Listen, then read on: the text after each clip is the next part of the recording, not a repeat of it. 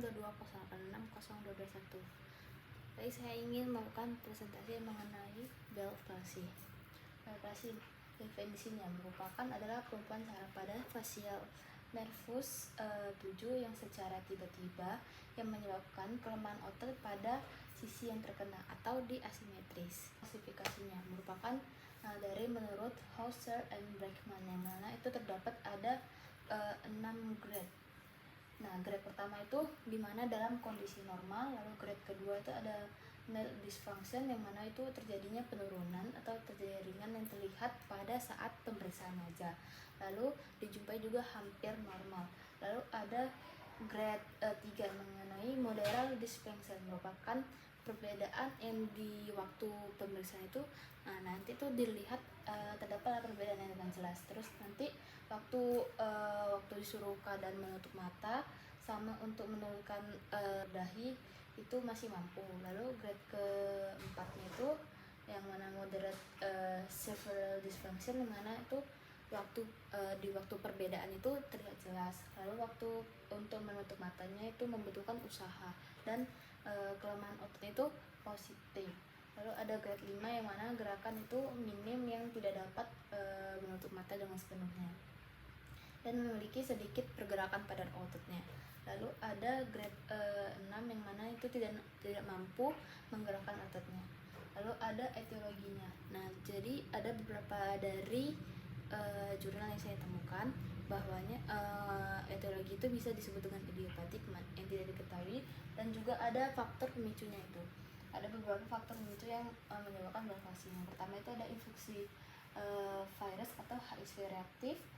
Lalu ada iskemik akibat dari gangguan regulasi sirkulasi darah yang pada di otak, sehingga menyebabkan pemberian darah ke saraf itu berkurang.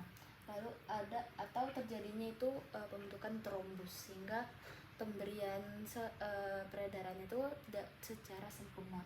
Lalu ada faktor imunologi, yang mana menyebabkan penurunan imun yang menyebabkan salah satu faktor pemicu dari Bell palsy ini. Lalu ada genetik, yang mana orang tua yang pernah mengalami Bell palsy juga mampu memberikan pada generasi selanjutnya. Lalu ada faktor risikonya itu, yang pertama itu terlalu sering terkena paparan angin, seperti pada waktu malam, pada waktu dia kerja di malam hari. Nah, paparan dari jadi itu kan kerja malam, sehingga itu juga mampu membuat, karena reaksi imunnya turun, sehingga virusnya tadi itu lebih mudah. Terus yang mana paparannya itu ke wajah yang mampu mengenai ke sarafnya. Lalu ada orang yang perokok dan pengguna alkohol. Lalu pasien yang mana pasien obesitas. Patofisiologinya itu ada virus dari HSP tadi menyerang di wajah kita, yang merupakan prostaglandin, lalu dia akan masuk ke peredaran manusia, terus menyerang di nervus kita, nervus di korteksnya, sehingga menyebabkan terjadinya aktivasi dari HSP-nya di ganglionnya. Nah, menyebabkan gangguan lah di pada pemberian sel peredarannya tuh ke sarafnya, sehingga terjadilah itu penurunan pada sarafnya. CMD, yang mana pertama itu anamnesis dulu. Nah, pasien itu biasanya tuh onsetnya itu mendadak atau pada waktu 48 sampai 72 jam.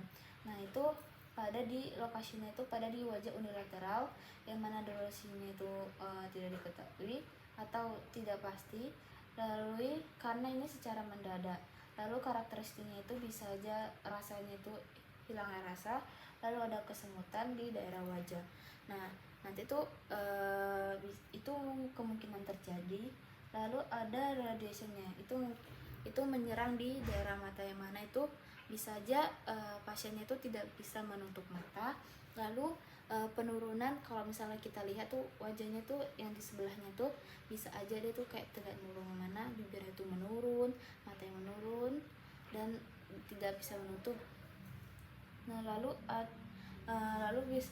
riwayatnya itu biasanya bisa aja karena riwayat keluarga yang terlalu. Terus dari faktor pemicunya itu bisa aja faktor dari pekerjaannya, kebiasaan buruknya kayak merokok, minum alkohol. Lalu bisa aja karena sering bekerja pada malam hari. Lalu ada permasalahan fisiknya. Nah, dari kalau misal permintaan vital saya itu biasanya itu dalam batas normal, lalu head to toe itu dalam batas normal. Nah, lalu kita akan masuk ke pemeriksaan khususnya. Nah, pertama itu pemeriksaan sensoriknya. Itu kita karena terjadinya ini konversi, nah jadi kita lebih ke fokus di daerah wajahnya. Nah, jadi pertama tuh sensoriknya. Nah, kita kasihlah dulu pertama rangsangan kapas, pakai kapas atau bisa aja tisu. Nah, lalu digosokkanlah di mana, apakah terasa biasanya tuh di bagian sebelahnya tuh mulai terasa.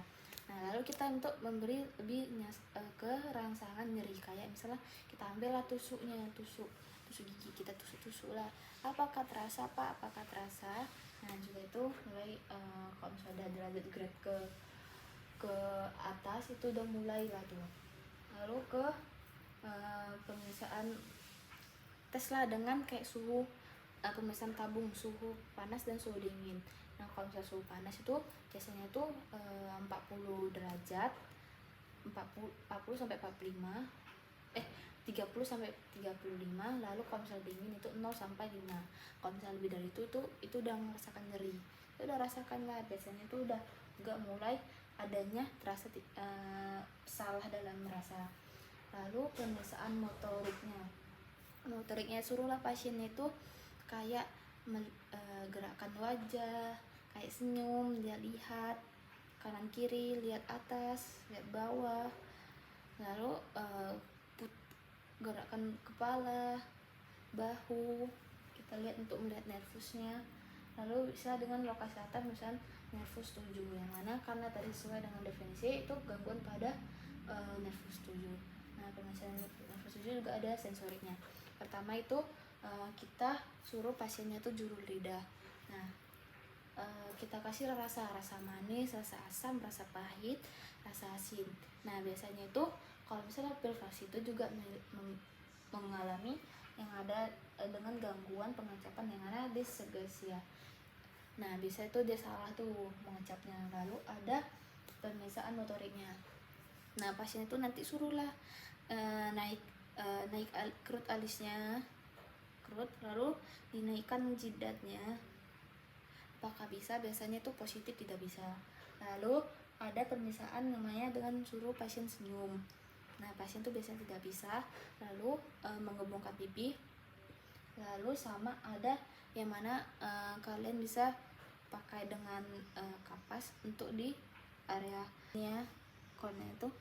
Nah, bisa lah kasihlah kapas. Biasanya kok orang yang positif fasi itu tidak bisa mengkedip mata. Kalau normalnya itu bisa kayak terasa refleks kedipnya. Terus dengan permasalahan gemar, nah biasanya tuh tidak ada refleks untuk menutup. Lalu ada pemeriksaan Garputala. Nah, itu pemeriksaan Weber. Nah, taruhlah itu untuk melihat apakah ada gangguan daripada pendengarannya dan getaran pada wajahnya, apakah terasa. Lalu bisa juga untuk lebih lanjut pemeriksaannya, kita bisa pemeriksaan penunjang. Nah, pertama pasiennya itu pemeriksaan darahnya. Biasanya dalam adalah peningkatan leukositnya karena kalau misalnya virus neutrofil, peningkatan neutrofil. Lalu pemeriksaan MRI untuk lihat apakah ada tumor, apakah ada tumor yang berada di otak. Lalu bisa pemeriksaan EMG, lihatlah gelombangnya. Bisa dengan yang lebih fokus itu CMPE, yang mana terjadinya penurunan amplitudo comfort motor activation potensialnya, yang mana pemanjangan gelombang R1 atau ipsilateral. Nah, lalu selanjutnya ada terapinya. Pemeriksaan farmakonya itu bisa menggunakan prednison, yang mana 1 mg per BB per hari, yang mana maksimalnya itu 60 mg per hari 5 hari. Lalu ada kalau misalnya waktu kalau misalnya darahnya itu terdapat positif HSP, kalau misalnya HSP simples bisa diberikan aciklopir yang mana 5 kali 400 mg. Lalu kalau misalnya HSP zoster bisa diberikan aciklopir 5 kali 800 mg. Nah, kalau non farmakonya itu pastikan pasien itu suruh menggunakan penutup mata, lalu atau pemberian tetes mata, terus suruh olahraga wajah dan akupuntur. Dan sebandingnya itu bisa stroke, neural trigeminal dan tumor otak. Komplikasinya itu bisa aja regeneratif motor incomplete yang mana generasi suboptimal yang menyebabkan paresis di seluruhnya. Sensorik incomplete yang menyebabkan dislexia atau gangguan pengencapan. Lalu ada reevaluasi dari saraf facialnya yang mana itu gangguan voluntar dan involuntarnya. Nah, kalau misalnya prognosisnya itu selagi pengobatannya dengan teratur mengikuti farmakonomik itu kemungkinan untuk sembuh. Segitu saja presentasi dari saya. Assalamualaikum warahmatullahi wabarakatuh.